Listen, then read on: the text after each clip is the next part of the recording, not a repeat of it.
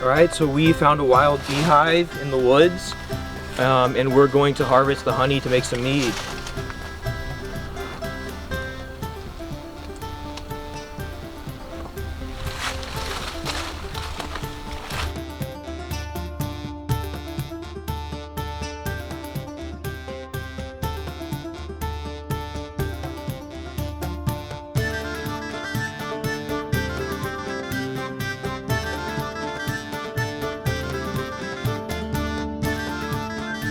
So this is a really old box saw that is held together by tongue and groove molders, and then it has these two notches here with cord which you spin around to add tension, which holds everything together. You spin this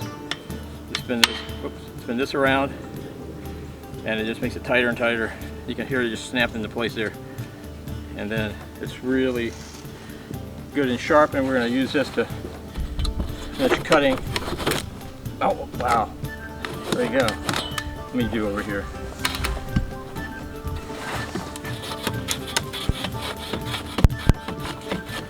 All right, I think we're pretty much through. We'll try to roll this thing over now to expose the section where there's honey. All right, let's see. Ready? Ready. There we go. You want to get a film shot of this? Oh, freaking amazing.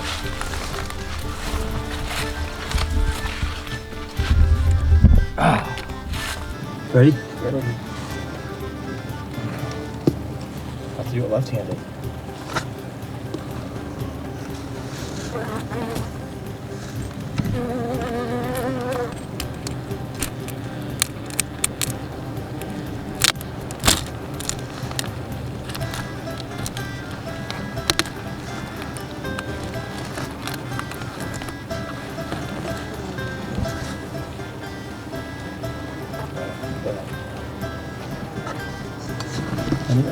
Stick. I'm going to try to go in on the... Look at that and bring it out, okay? Smoke still?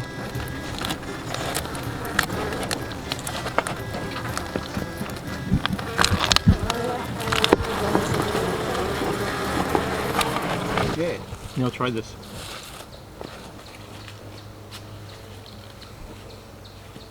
Damn good. Damn good honey.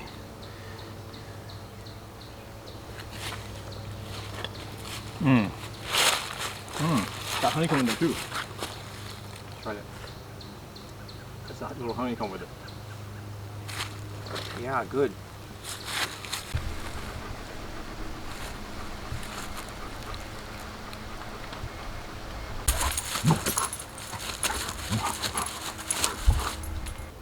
So today we are going to make Viking mead using traditional ingredients. Now in order to make authentic Scandinavian mead, you need to include a type of herb to it. Now today we have two different types of Scandinavian herbs. We have yarrow, and most important of all, meadowsweet.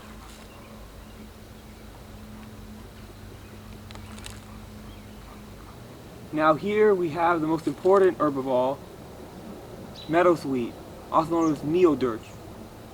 Now, meadowdirch literally means mead herb. Now this herb is in part used to make the mead go through fermentation by producing the yeast.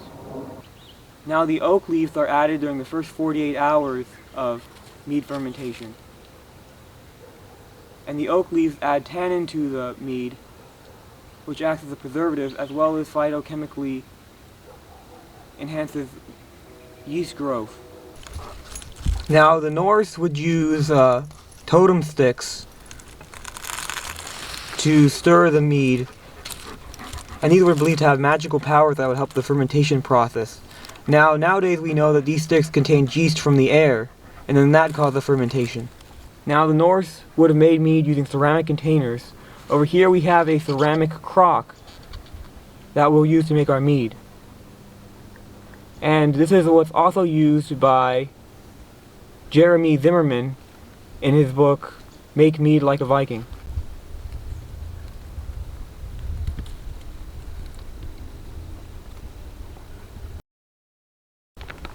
Now we're going to begin our mead making process by adding honey to the crock. Now this is honey that we harvested from the beehive from our woods. And we're going to begin by adding it to the crock. Now to make mead dry, it is a 1-to-4 ratio.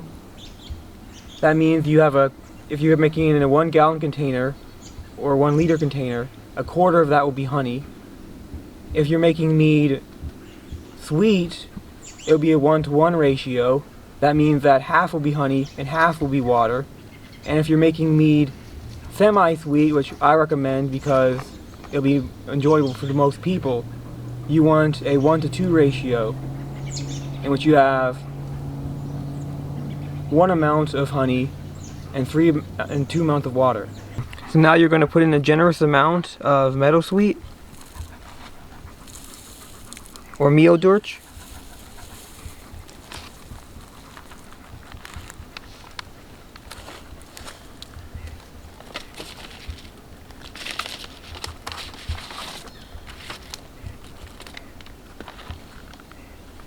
And now I'm going to add in the yarrow or urhumla, as well as the grapes to help with the fermentation process. Raisin form.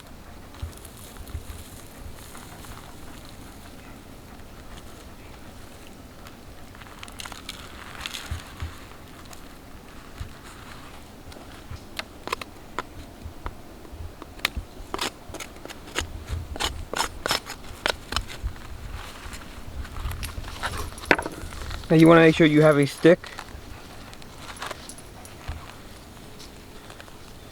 that can reach the bottom of the container you're working with to stir up the ingredients and stir the mead.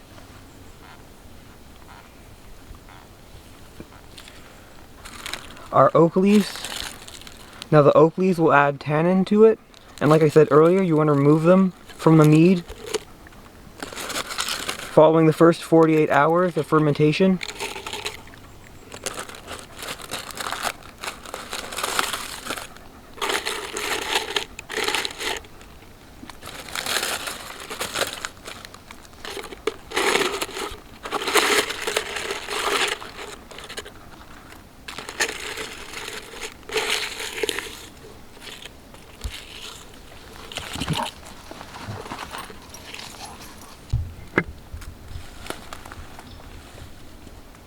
There you go.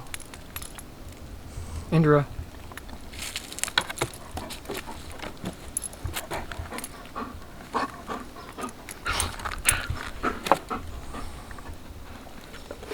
Now we're going to be removing the meadowsweet and the yarrow after 2 weeks of letting this sit and ferment. It's commonly known as mash. Can you explain what that is? Yeah, these are the grapes and the meadowsweet and yarrow. Grapes? Raisins.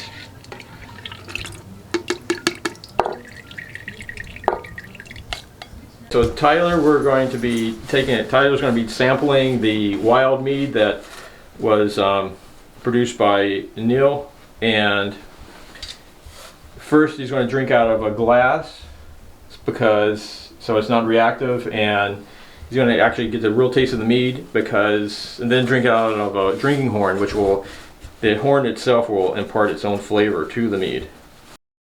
Okay, so we're going to filter it a little bit because there are still, even though we've taken the mash out, there are still some herbs in it.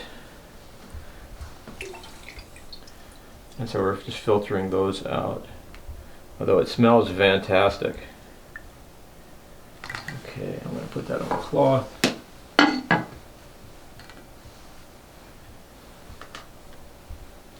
And here we go, Tyler. Now, if we let this sit for a little while, it will actually clear out, but you can see it's actually beautiful. It's almost glowing. I like it. Okay. Okay. Cheers. Cheers, and I'll drink out of a little horn here. Cheers.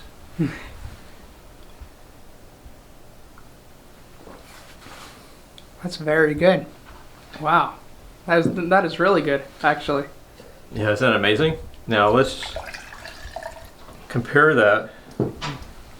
See if you see the difference drinking out of a horn. Cheers again. Cheers again.